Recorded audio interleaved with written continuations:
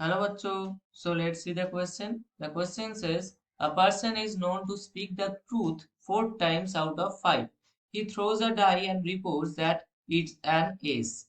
The probability that it is actually an ace is चार option दे रखे हैं हम लोग को बताना है कौन सा ऑप्शन करेक्ट होगा ठीक है तो चलो देख लेते हैं इसका आंसर क्या हो जाएगा तो पहला एक इवेंट मान लेते हैं जिसका नाम है E1 ये कौन सा इवेंट है भाई जहां पर सच में एस ऑकर होता है ठीक है that an ace occurs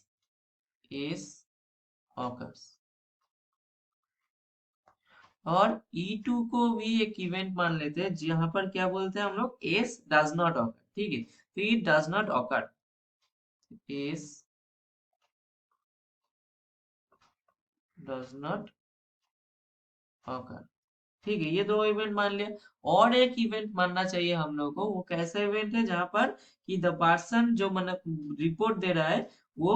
as they रहा है ठीक है मतलब क्या है the event that the person reports that is an ace जो कि क्वेश्चन में बोला है ठीक है ये event the person reports that is an as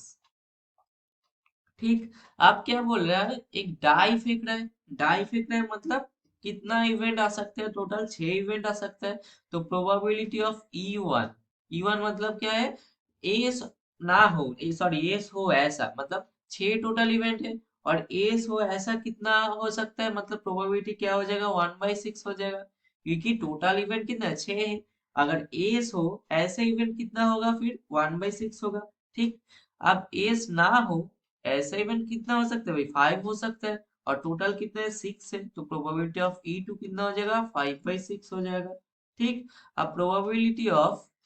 A/E1 कितना हो जाएगा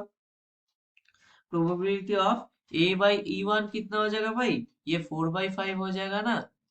ये 4/5 हो जाएगा अब प्रोबेबिलिटी ऑफ इधर आ जाए हम लोग प्रोबेबिलिटी ऑफ A/E2 कितना हो जाएगा प्रोबेबिलिटी ऑफ A/E2 कितना हो जाएगा 1/5 हो जाएगा ठीक तो ये सब वैल्यू पता चल गया हम लोग अब क्या करेंगे बेस थ्योरम लगाएंगे सीधे बेस थ्योरम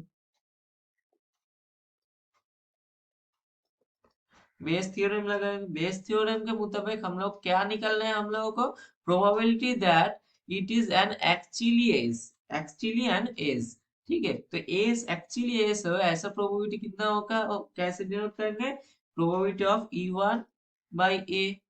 ऐसे डिनोट करेंगे हम लोग तो बेस थ्योरम के मुताबिक ये क्या हो जाएगा probability of E1 into probability of A/E1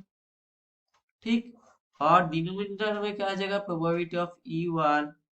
into probability of A/E1 plus probability of E2 into probability of A/E2 ठीक ये आ गया अब क्या है इसमें अब सारा सारा का सारा वैल्यू हम लोग को पता है ठीक प्रोबेबिलिटी ऑफ E1 कितना है भाई 1/6 है प्रोबेबिलिटी ऑफ A/E1 कितना है 4/5 है सेम तरीके से ये 1/6 होगा ये 4/5 होगा अब प्लस प्रोबेबिलिटी ऑफ E2 कितना है 5/6 है ठीक और प्रोबेबिलिटी ऑफ A/E2 कितना है 1/5